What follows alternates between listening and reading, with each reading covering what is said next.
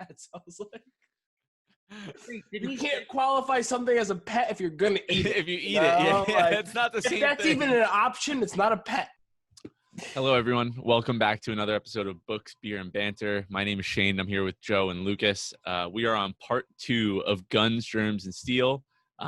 Ready to just roll right into it, because if you really don't know what we're doing by now, you can go back to episode 1 or 2, catch the full intro where I spend 10 minutes talking about it.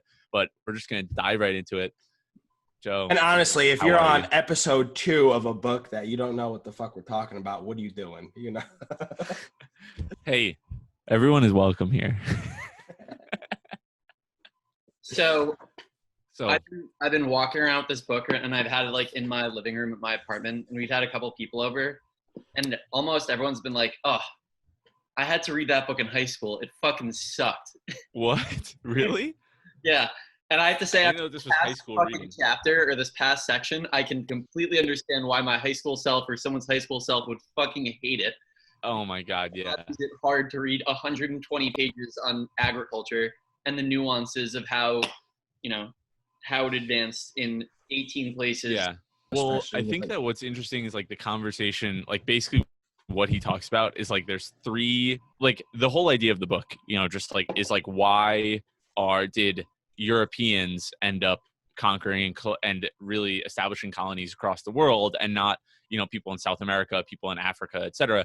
And like he basically lays out, like, I know he's going to get to the steel and the germs and stuff and the guns, but like he basically says here that like Eurasia, so like Europe and some parts of Asia and Northern Africa, but mostly like Europe extended into Asia, have like 3 like massive advantages over everyone else, where it's just they have the agriculture, which is like they have domesticatable plants way better than everybody else, and a climate for it. They have the animals, the domesticatable animals in their region, and they have more than anyone else. And then they also have the fact that the axes in which the continent lays is east to west or west to east, not north to south. And like those 3 things, it's basically like I feel like that's enough for me to understand like why Europe got like a massive head start, or Eurasia, because like they had this like reproductive, like the first thing that comes to mind is like they had this reproductive, like basically he makes the point that if you have agriculture and animals and that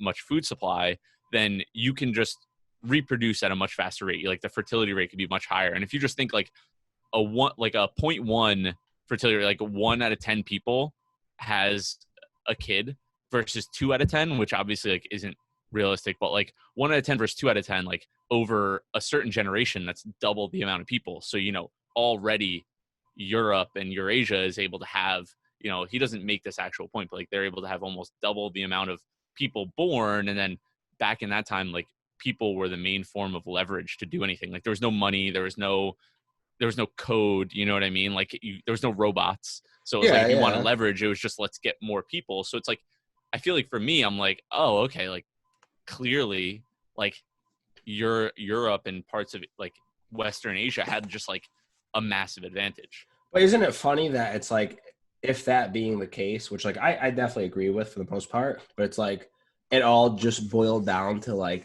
the cards you were dealt. You know what I mean? Like that's all. It's like there's no, people didn't have like, and he says it so many times, it's all the environment. You know what I mean? It's like there's nothing special about the Western Europeans or Eurasians or anything like that. It was just happenstance that they were the ones that were fucking there in the fertile lands with the plants, with the animals, with everything. It could have been anybody.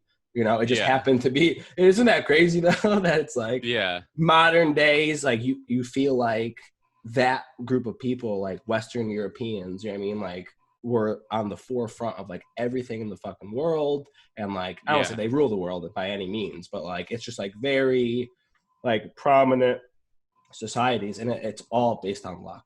It's all based on luck. Yeah, I mean, dude, he said something like it was 9,000 years of like domesticated animals and plants. So here it is. Nearly 9,000 years. So the Hopewell fluorescence sprang up nearly 9,000 years after the rise of village living in the Fertile Crescent. Still, it was not until after 8,900 that the assembly of the Mexican crop trinity triggered a larger population boom, the so-called Mississippian fluorescence. God, those are hard words for me to say. So basically 9,000, like in the Fertile Crescent in, Eurasia, there was essentially agriculture and farms, etc., 9,000 years before South America, essentially, and the Americas. Like, you have 9,000 years of like really fertile lands of crops and animals, etc. Like, of course, 9,000 years is a long fucking time. Like, I don't know, just kind of like, I feel like the guns, germs, and steel is like what comes from this, but this basically like makes the point of the book, I feel like. Wait, so, okay, something like right off the bat that I thought was interesting and I never thought of, and like maybe I'm dumb for never thinking this, but like how like synergistic having domesticated both animals and plants together was, in the sense of using like the larger mammals as like to use their brute force to plow fields and therefore increase your production of plants and therefore feed your animals more and therefore increase your animal production, and it's like a growing cycle. Yeah, that's a great point. That had never occurred to me until I read this, and maybe like I don't know if that's like super obvious, but I hadn't thought of them being like so tied together. Instead of just like I saw it as two things, it's like domesticated plants, but I didn't think of like how the importance of domesticating animals for their actual like strength, as well as like it's not just a food thing, it's strength. And war.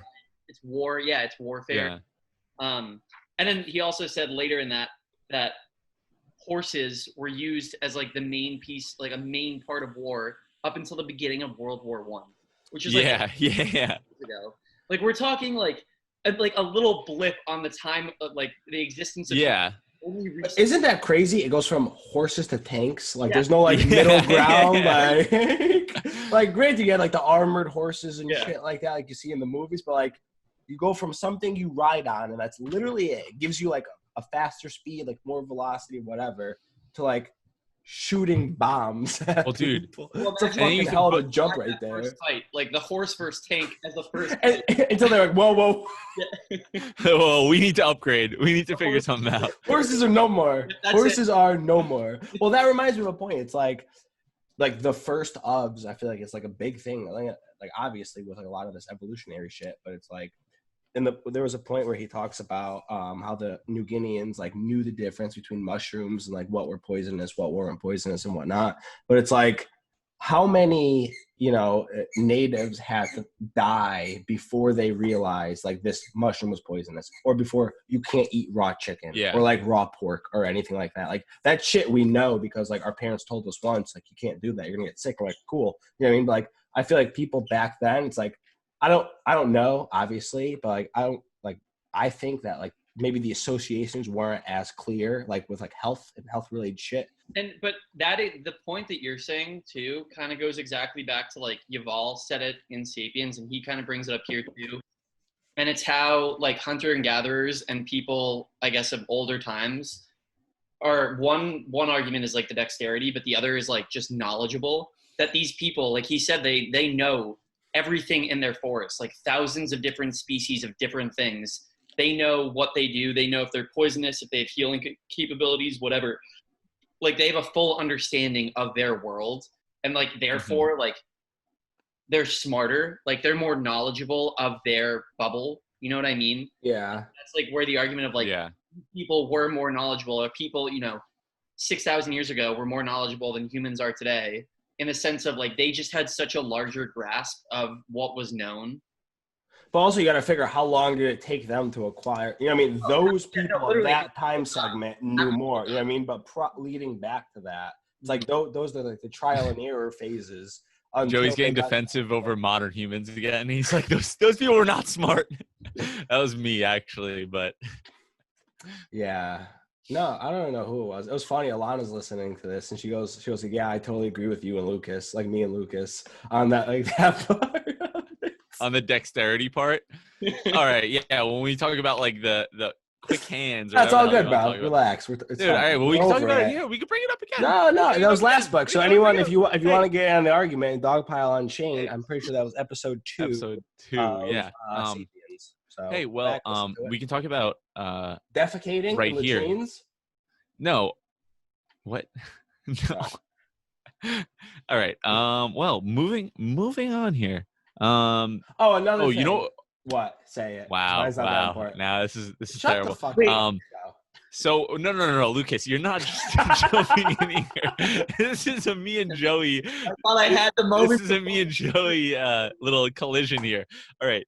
So what I thought was like one thing I learned here that I don't think was covered in Sapiens was the reasoning for like the transition from hunter-gathering to farming and like cultivating land. And in Sapiens, he made it seem like, oh, if your neighbor just starts cultivating the land, like you're kind of screwed, like you have to do it. But reasonably, the point he makes here is that, the transition from food production in the Fertile Crescent began because he says hunter-gathering was still much more rewarding than incipient food production because wild mammals were still abundant, wild cereals were not yet abundant, people had not yet developed the inventions necessary for collecting, processing, and storing cereals efficiently, and human population densities were not yet high enough for a large premium to be placed on extracting more calories per acre. So basically, like, they were like, why are we going to farm? Like, look at all those animals out there. We could just go hunt. Like, what's the point? And then eventually they're like, shit, we should probably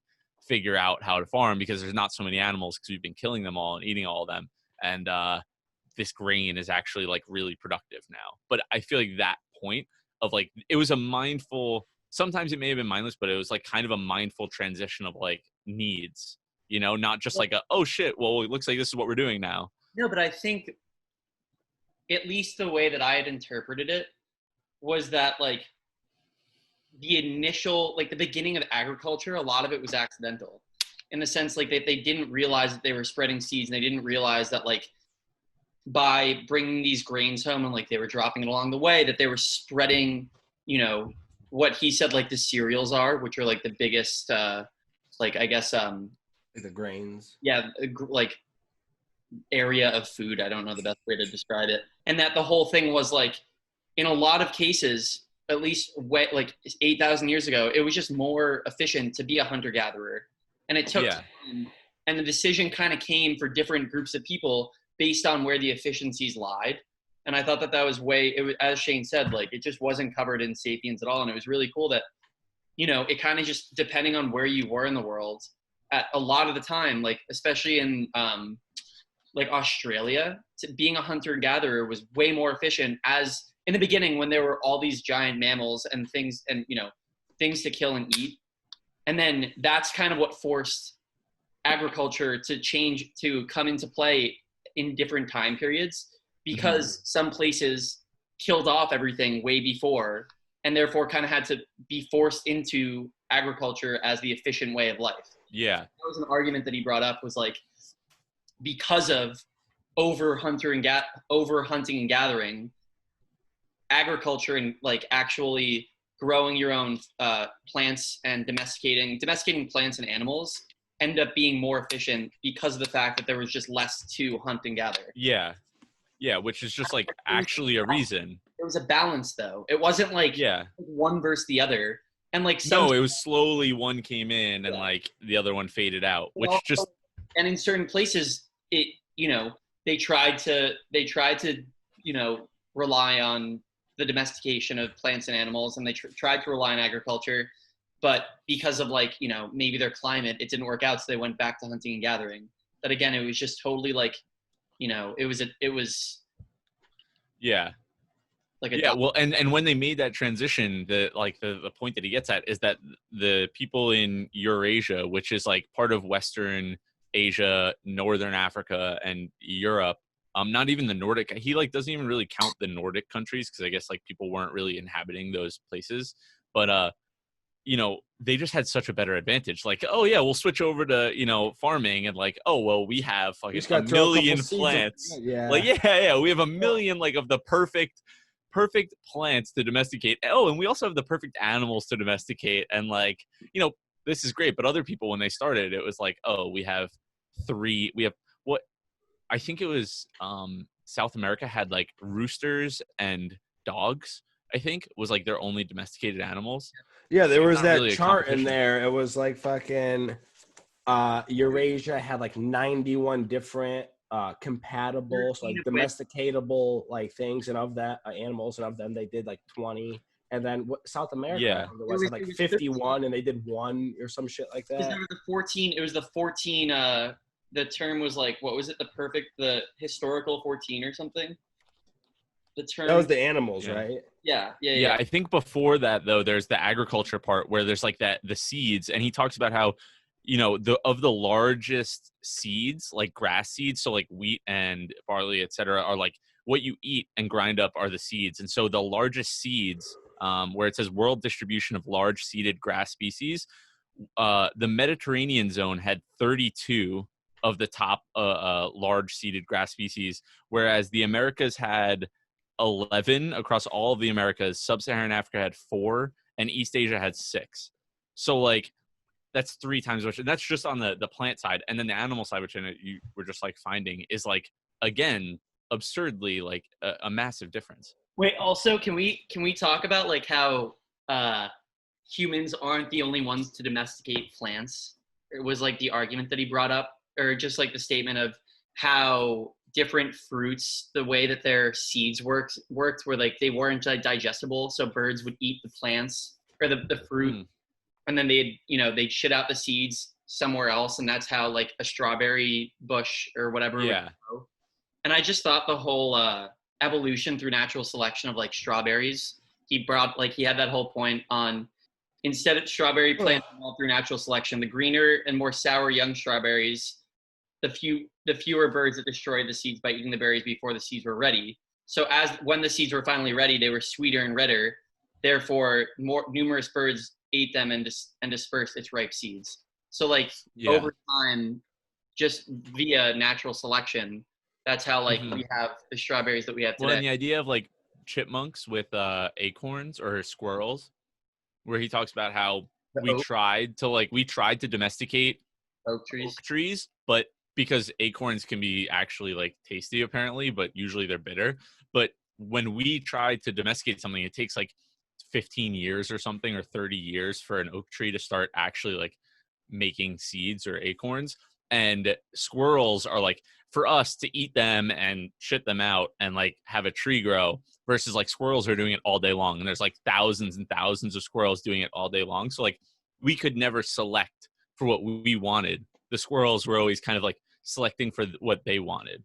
So we couldn't even compete with squirrels, which is just kind of like a weird, I never even thought that was. I feel like it wasn't like competing with squirrels, more of them being like a nuisance to our process of domesticating the animal. Yeah, well, we couldn't domesticate it because of that. Because they are spread. I mean, we could the whole thing was like just time. It wasn't that we couldn't. It was just the fact that there was no efficiency behind it.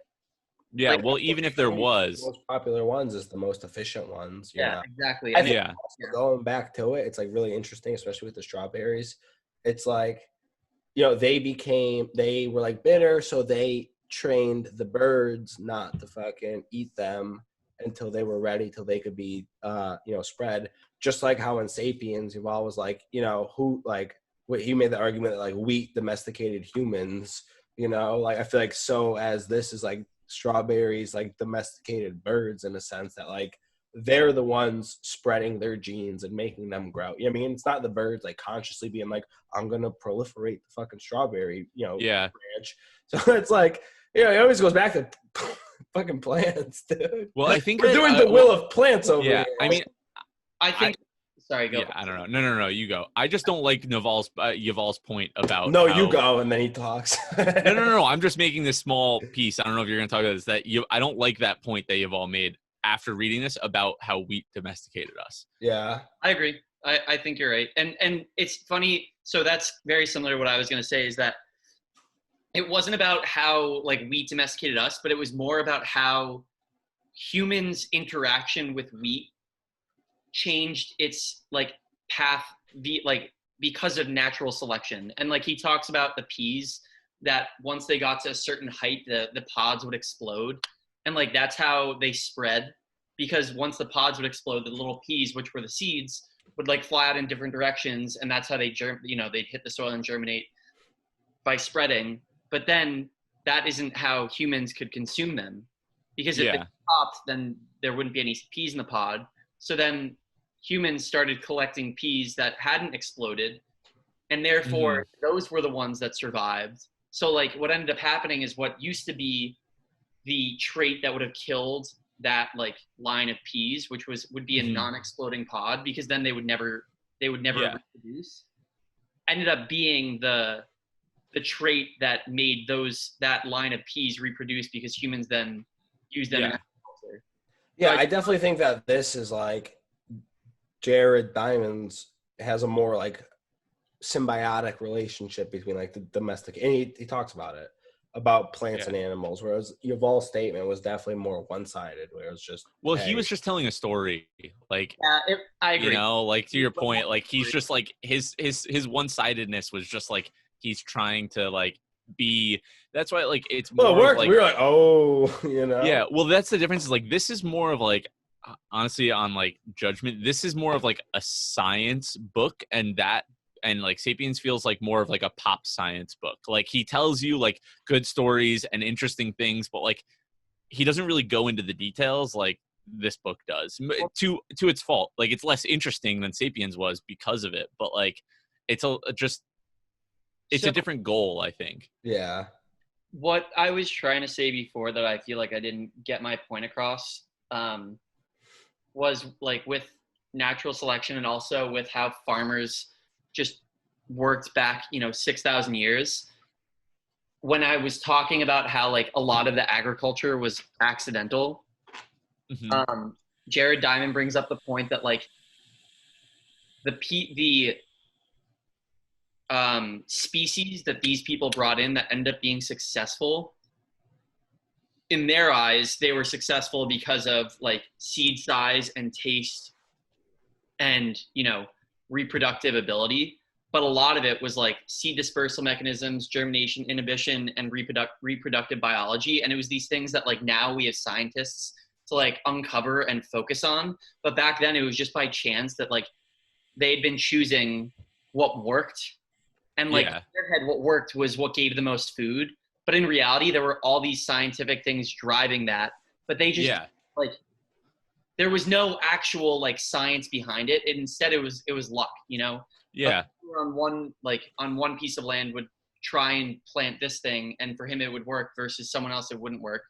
It's the same thing with the domesticated animals. Like there was no science behind it, and he was like, yeah, like whoever had there was like only a certain class of animals are domesticatable, and like those were domesticated very rapidly. Everyone else, like it was just like they found the animals, they were like, oh, let's try and keep them as pets or something of the sort, and they ended up domesticating them. Whereas all of the other animals, like maybe they even tried, but it was like there wasn't anything scientific about it. It was just like the animals they tried to domesticate that they actually ended up domesticating were the only ones that you could domesticate.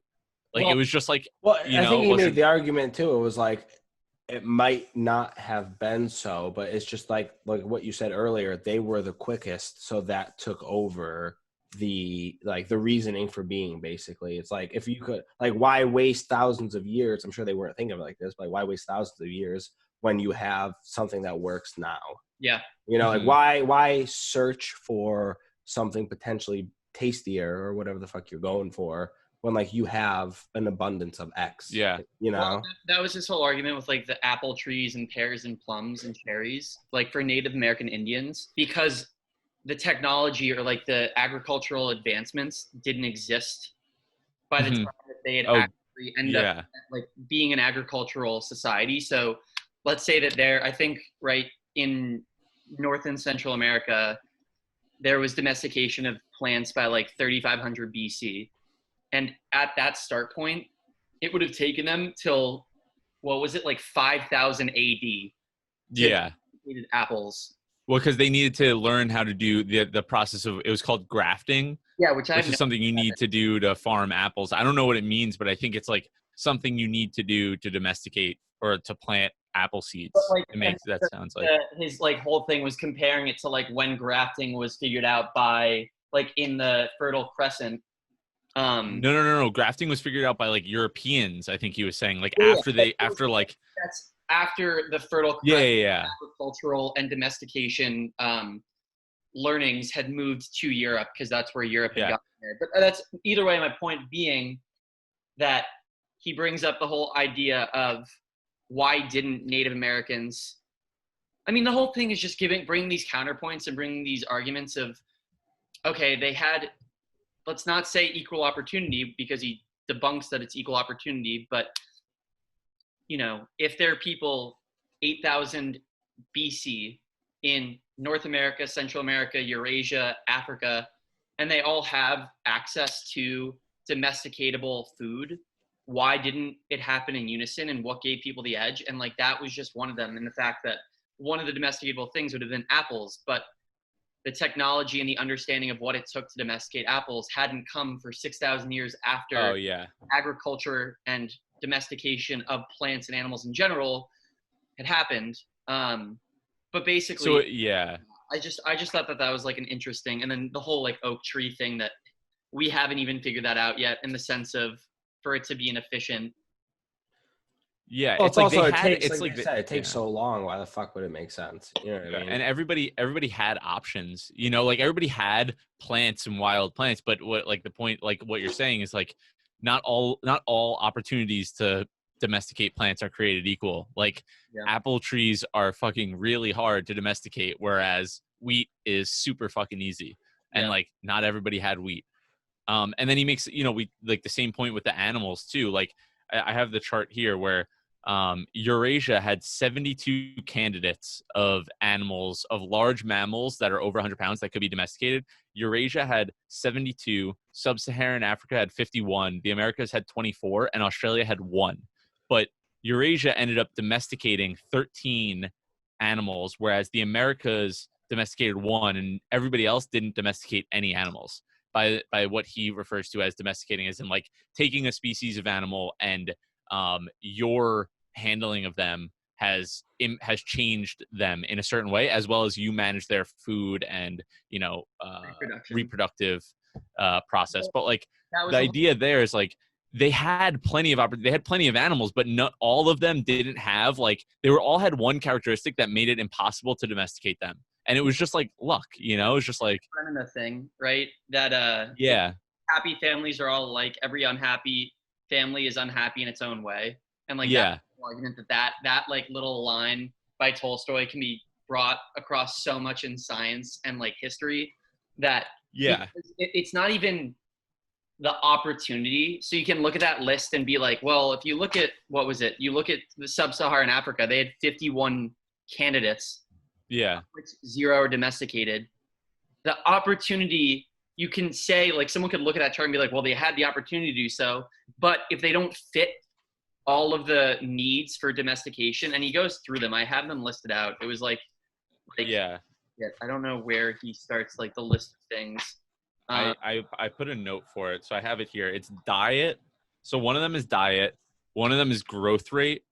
The other is disposition, so a nasty disposition. Yeah. And hierarchy. The next one, tendency to panic, and social structure. Yeah. So like social structure is like hierarchical social structures. Tendency to panic is like, are they wild? Like, do they freak out, or are they calm? Which was crazy. It wasn't like tendency to panic wasn't like they freak out and like maul people. It's like they freak out and kill themselves. Yeah. Or they run like gazelles. Yeah, gazelles, dude. They start smashing their heads into fucking walls.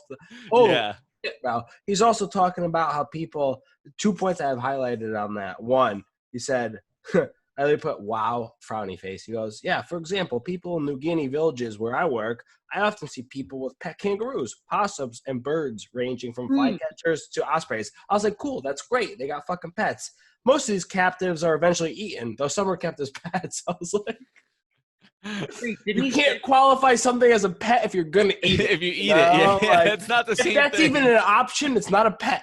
You know, it's it's no Nova's my pet. dog, and that's never gonna happen. If she was an option, I wouldn't classify her as that. You know, it's not a pet. You're raising she's just an animal living with you. Yeah, exactly. Wait, and then also they're like perhaps the most unlikely pet in European, the brown bear, which is basically like the American grizzly. And I was like, that wasn't a pet. They just said it was like tamed, not domesticated. Yeah. But I was like, I would love a grizzly bear. I would love. I think bear. if I of could all have bears. Dude, if I could have one domesticated wild animal as a pet, you know what I mean? Not even domesticated. If I had one tamed animal as a pet, 100% a bear. It'd be a grizzly bear. It would be if I knew it wasn't. No, I mean like is it like death, you don't know, but the whole point is you don't know it's gonna maul you to death. No, but there's a couple different types of bears. Okay. No, but would you pick up grizzly, which is like massive and fucking just ginormous, or would you pick like a black bear or something, like one that's like a little you could cuddle with? A grizzly like will sit on you and you'll die. Nah, I mean, you're still gonna die. If I'm not gonna die from if it wasn't ferocious, let's just say my hypothetical scenario that's never gonna happen, I would pick a grizzly bear. Well, I would want a moving little bed. That's bed. One of the points that grizzlies have a nasty disposition. Yeah, that's why we couldn't do it. Yeah, you know, which I totally agree with. But I don't know. Also talking about the New Guineans, he said that they regularly captured chicks of wild cassowaries, which I've never heard of. I'm probably pronouncing it wrong. Which is an ostrich-like large flightless bird, and they'd raise them to eat as a delicacy. Even though captive adult cassowaries are extremely dangerous, and now and then would disembowel village people. Like, they would have these massive birds that would then just destroy their own people. Yeah. And I thought that was hilarious. By accident. It's like, whoops. But it's a delicacy. It's worth it. Going through that list, there were a couple of things that really stood out, like the list of traits as to why certain animals weren't domesticatable. One of which I thought was really funny or interesting, that zebras injure even more American zookeepers each year than tigers was one. And then the other was the whole social structure thing of why it was so easy to domesticate horses, because the way that their social structure worked is that the number one male horse was like A, right? And he was the leader of male horse B, C, D, E. But then the mare, like the female horse that was his mate, was then pushed up to B, and she had a social hierarchy over male C, D, E, whatever. But then when humans came in, they took the role of a dominant, like they took social structure and enforced their dominance, and therefore the horses were like, oh, okay, like this is the new leader. This is the alpha.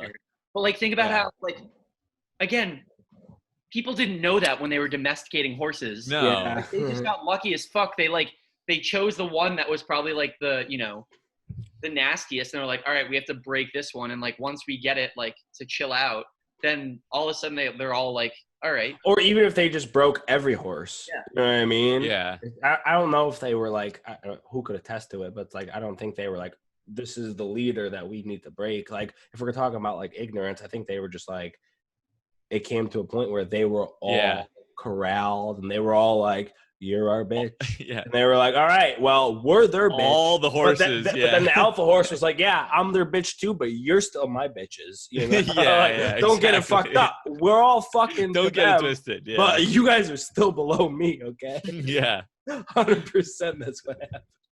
And their horse. How about this dude ate a fucking lion burger? Are we just gonna skip that part? Casually. Yeah.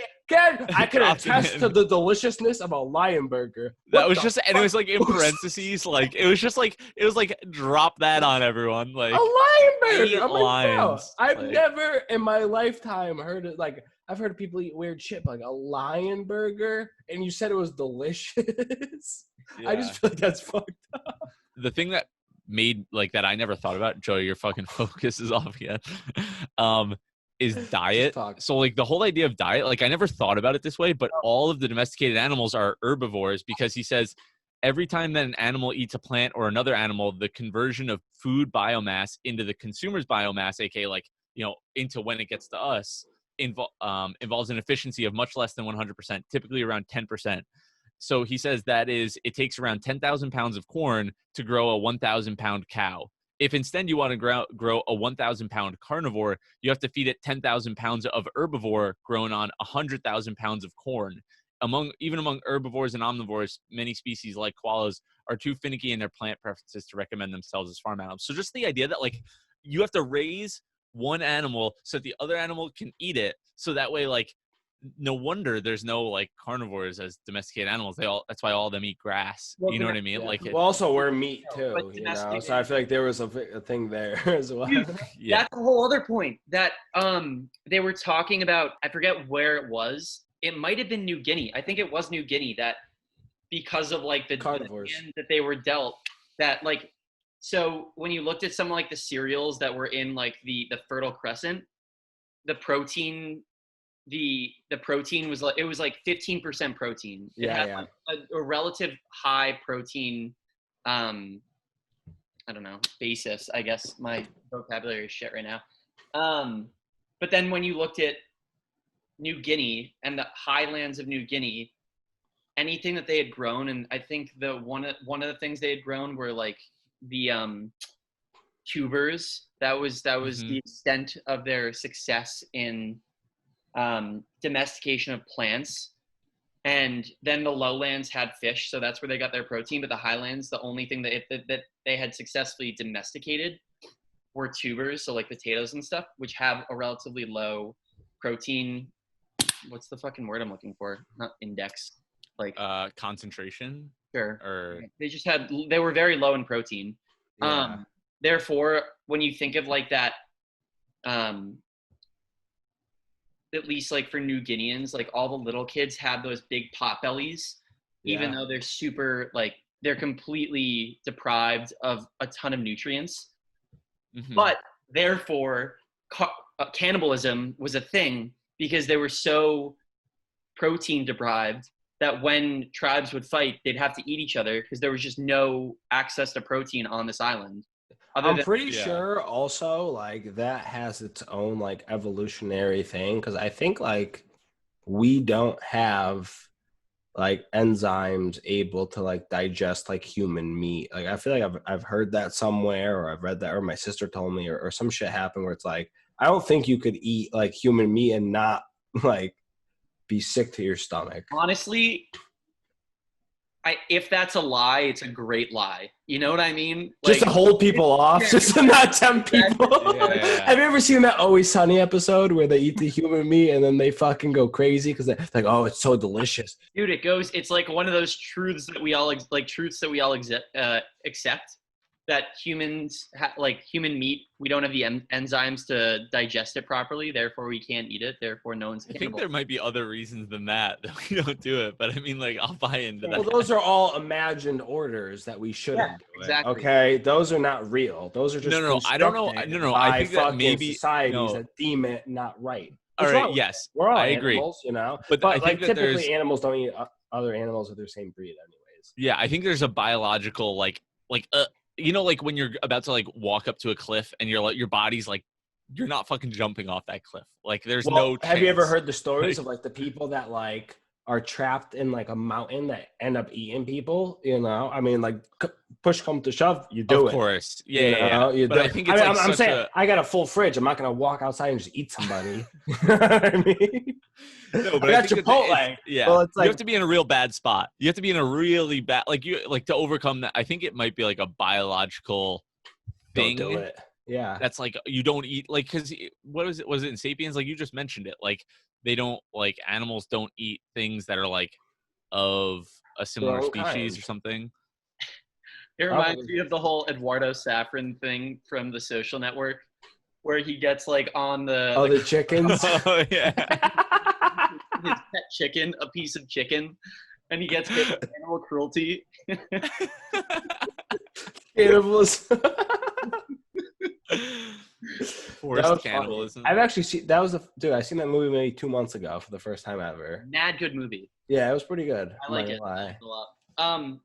So something that I was thinking of, and it's looking at that list of like domesticatable, like the opportunity for domestication, and you look at the candidates, and Eurasia had the highest amount. I think barring sub-Saharan Africa, because like that's going back to the first part and going back to Sapiens, you can pretty much tie Homo sapiens and humans to evolving in Africa. But when you look at the Americas, which were first traversed in like 1300 BC, and Australia, which was like 40,000 BC, either way, humans hadn't evolved there for hundreds of thousands or millions of years.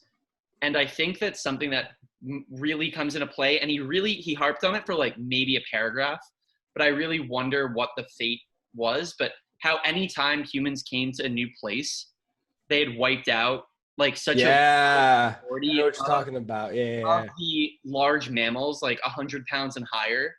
And I wonder if because in Australia and if because in the Americas, those mammals, those large mammals, hadn't had the opportunity to evolve with humans for hundreds of thousands or millions of years, that their extinction ended up giving the humans in those areas a disadvantage later down the line. Like what if that those mammals, if humans hadn't brought them to extinction, not saying that's fact, but like that is the leading argument. Yeah. Like what if they had coexisted and co-evolved?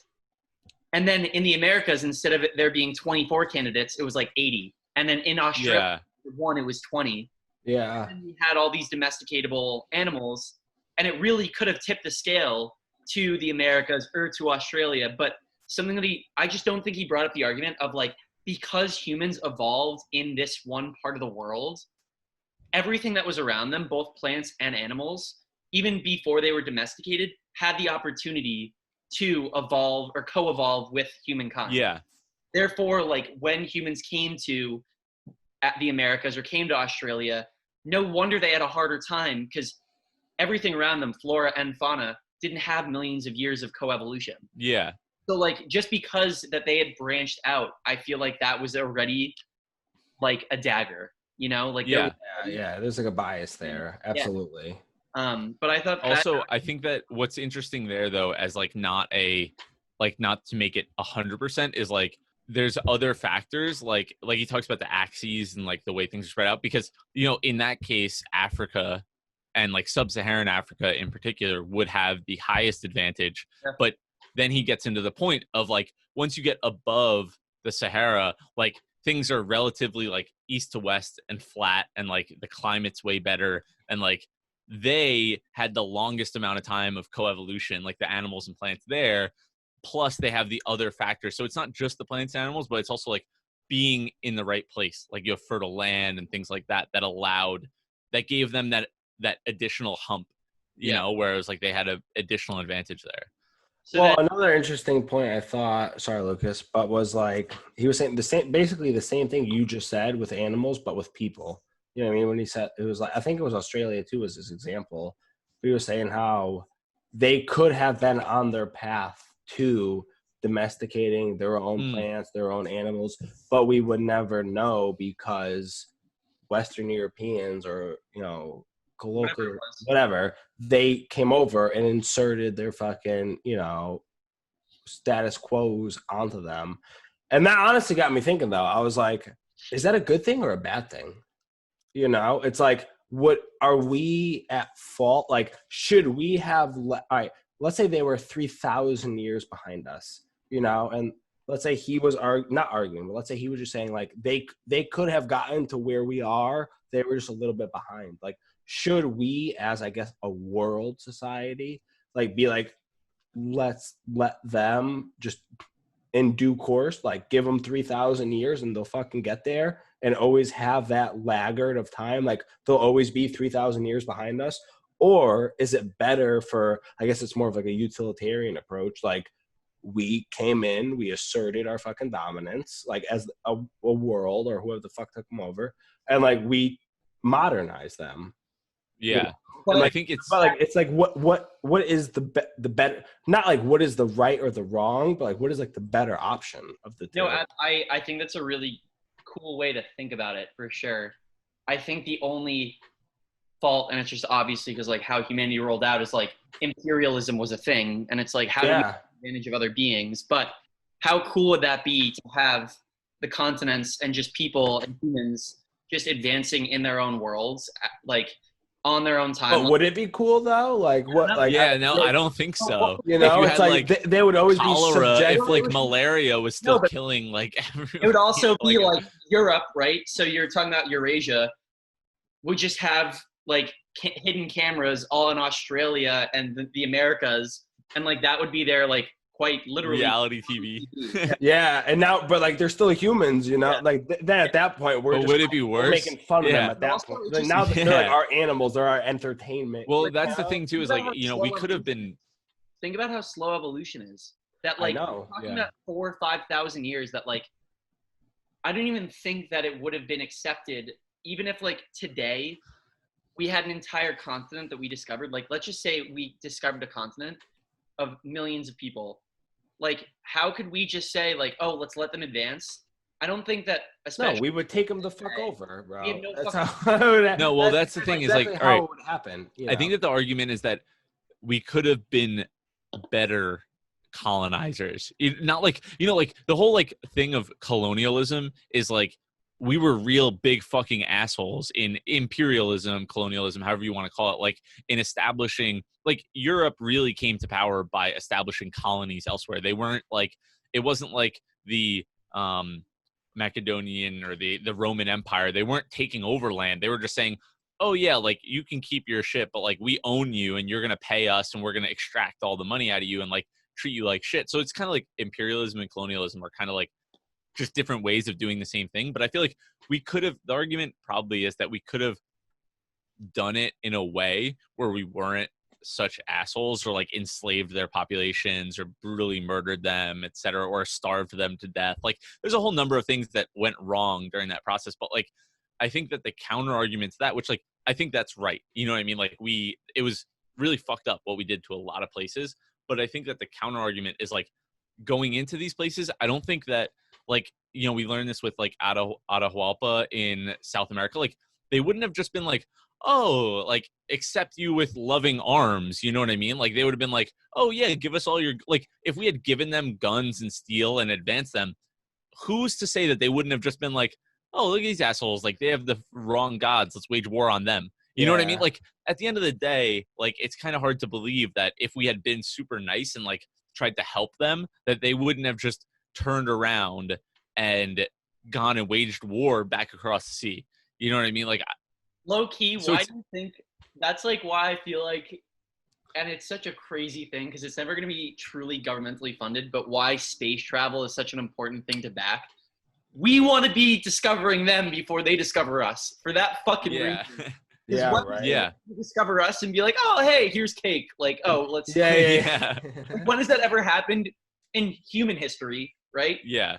Well, especially like the Western society, like dominating. Oh yeah. You know what I mean? Like the fucking conqueror history. All we know is us versus them, right? Yeah, and like it's always us.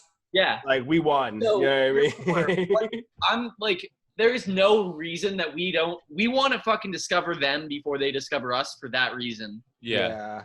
I think one thing I want to bring up is that I think there's an interesting topic here that Western culture is often like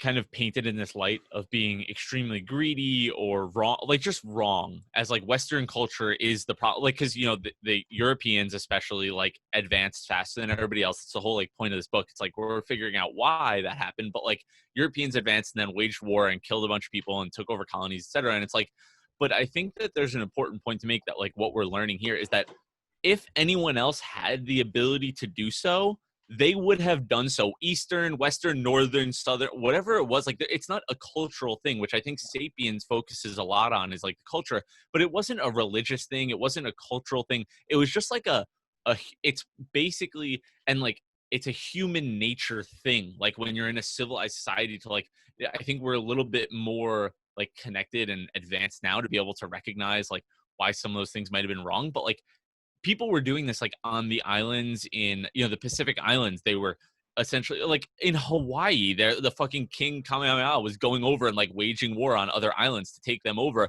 and be like, I'm the king of Hawaii, until someone came over and was like, yo, bitch, Hawaii's really small. Like, you're not the king anymore.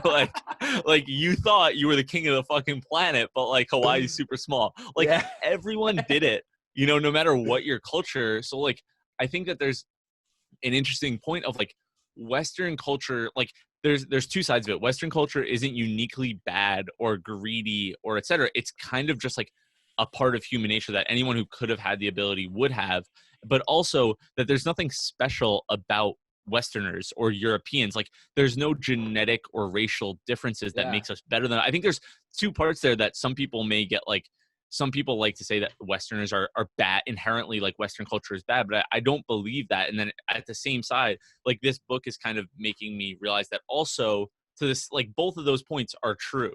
You know what I mean? Like we're not special, but like anyone else would have done it, you know? I wonder if, like, to your point, if the optimal fucking geographic areas and climates and everything, the animals, the plants was in a different area, if it wasn't the Fertile Crescent, if it didn't happen to be in, you know, that area of like Eastern Europe, like would it be any different?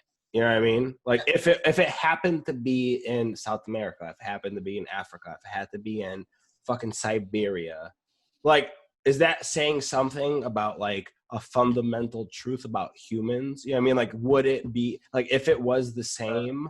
I believe then so. We're all like greedy, power hungry fucking people that would go for world domination and conquest, you know? That's what it was. I completely agree. I think so. There's two things. One is going to exactly to your point, Shane, is he made a really good argument throughout both the domestication of animals and plants. At the end of each of his arguments, none of it was human centric. It was always environment. Yeah. None of it had to do with culture, with people. It simply had to do with, as Joey said, the hand that you were dealt.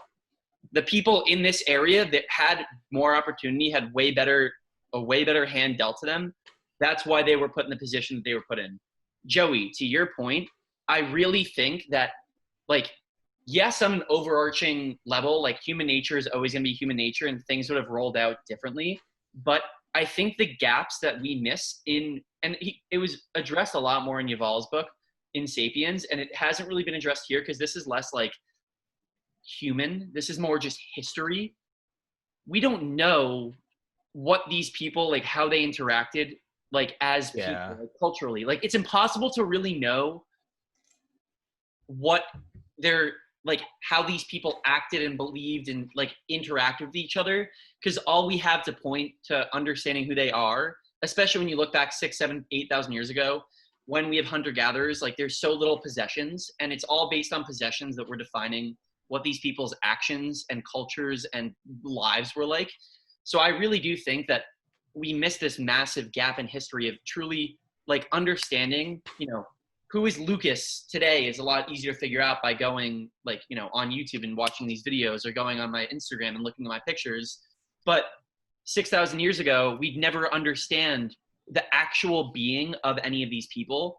And therefore, I think that like, because of that, and because of this massive gap in history that we miss, which is people, like how they acted between each other and what like emotions existed, because you can't find that out based on someone's bones 6,000 years you can't ago. know. Yeah, but I do think that because of that, there totally could have been like, imagine if Genghis Khan was the one who took over. And imagine like, dude, but like there's so many different ways that it could have played out. Like, I think your point, Shane, stands, is that human nature, there's always going to be conflict and we'd always get to an end point. But like, what if Hitler ended up having his way and took over Europe? And like, you know, there's just, it's these divergences that we ended up going down a different path, that things could have ended so drastically different and in negative ways. And I think, and like, who knows if we're not in that negative way now? Like, what if there was a divergence 3,000 years ago? Yeah. Well, I feel like the divergences back then were even more significant. Yeah, exactly. They had like such a bigger role because we could, our whole entire world, like going back hundreds of years, like Hitler included, everybody included, could be in that one divergence. You know what I mean? What if it was the Aztecs instead of like Europeans Yeah.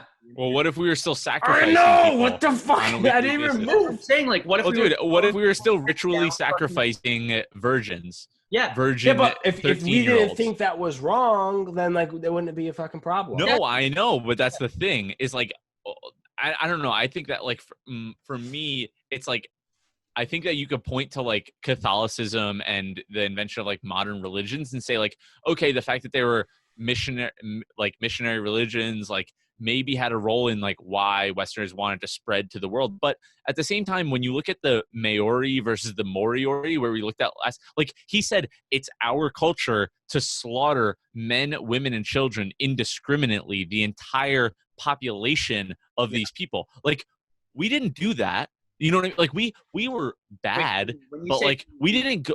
I just you said we a bunch, and I just never know what you're like. Are you saying like? All right, we as in I think I mentioned like, you know, we're Western culture, Okay. as in like you're what like let's just say Europeans. I just think of like Western culture, and I just say we because it's often what gets categorized as that. But like Western culture or the Europeans, let's say, didn't go over and just indiscriminately slaughter men, women, and children. That's a big difference. Like. I agree. Okay, Wait.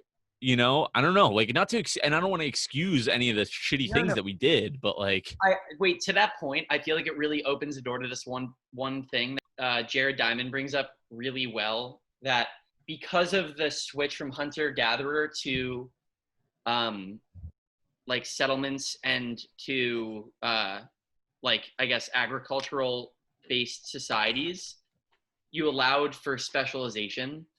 And he put like under this roof or under this like, you know, umbrella of specialization as storing food for like that can also feed priests. And like in that 6-word sentence, stored food that can also feed priests, he's saying that religion is a specialization. That like how else could have religion been spread or founded and then spread to the degree that it was spread without the ability to have non-producing citizens? And I thought that thing that like to think of it just as like a specialization that exists because of an agricultural society was so it was literally 6 words that he said it in, you know. But that all it is a specialization. Like we have people, you know, we have soldiers, we have doctors, we have all these things, we have people who spread religion, we have priests. But it's just going exactly to your point, like why are other people conquering other people, and like why, you know, for religious wars and anything. But that's all it was a specialization that existed and started because of the fact that we were able to produce more food than certain people. Only a few people had to produce food for many. Yeah. But isn't it funny too that it's like if you think about it maybe in a way, and this just came to me, but it's like, if all you have to focus on is food, then so be it. But when you have like, you ever hear the saying like idle hands are like the devil's fucking play or whatever, however the hell it goes. It's like when you have the free time to think, like that's when like types of thoughts that might not be, you know, right, or maybe super contrarian or whatever, those are the ones that fucking start to pop up, where it's like, you know, if you're just hunting for deer all fucking day, you have no time to be like, you know what, like, are these people believing in the same thing I'm believing? Or, you know what I mean? Like, this is the way to live life, or like whatever, any biases, any fucking discrepancies, anything. But once you have that freedom of these specialties, once, you know, the few start supplying food for the many, then everybody's got fucking free time to be like, hey, you know what? Like those Moriori over there, they don't believe what the fuck we believe. Like we should go take them over. You know, it's like you don't got that fucking leisure time unless you have that agriculture, which is definitely instead of focusing on survival. Exactly. Well, once you have that, once you have time to think, you know, it's like who knows what comes up. That's another. That's the whole thing of like why we are where we are today, because of that time we were able to think, and before the ability to think, we were just another mammal. We were just another. We're like, just surviving, you know.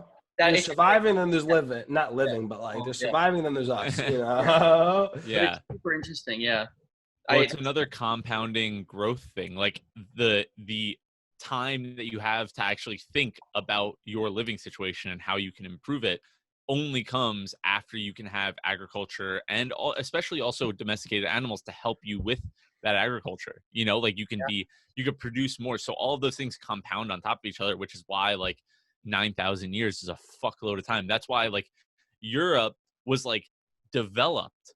Like they had ships and they had guns and they had fucking like homes, and they went over to like the, you know, South America where like of course they had temples and, you know, they had pretty extravagant things, but like it was not developed or evolved to the same extent, you know, because 9,000 years of advantages in food production and the leisure time to think, you know, is one big thing. That's not really talked about. Then you have this last fucking chapter, which was like 23 pages or something, and the name of like it was Spacious Skies and Tilted Axes. And I thought it was the biggest fucking waste of 20 pages ever. I don't know. Maybe I'm upset. I thought it could have been said in 3 pages. So for anyone who hasn't read yet or isn't going to read, totally fine. We don't blame you. Kind of boring book. The argument was agriculturalism and domestication of plants and animals spread throughout Eurasia way easier due to them being on an east-west axis rather than north-south like the Americas and Africa. And then why is that? Well, let's think about it. When you think of east versus west, for the most part, like pretty significantly so, climate stays very relative. Like it's very similar, east versus west. The second you start going north versus south, especially if you think of the Americas, you're going from like what? Canada through Central America. To Peru. Through Central America, through the equator, all the way down to Patagonia, and like, you know, we were touching again, like however far south you can go. And then Africa, you have, you know, pretty much touching Southern Europe, then deserts, then like it's such a varying climate that of course, and I just thought it was so fucking obvious. Like, of course it was so easy that this knowledge in agriculture and these things, like when you think of agriculture specifically, when you think of the plants that needed to survive, like of course they spread easily east to west because they can survive in those climates across the fucking entire continent.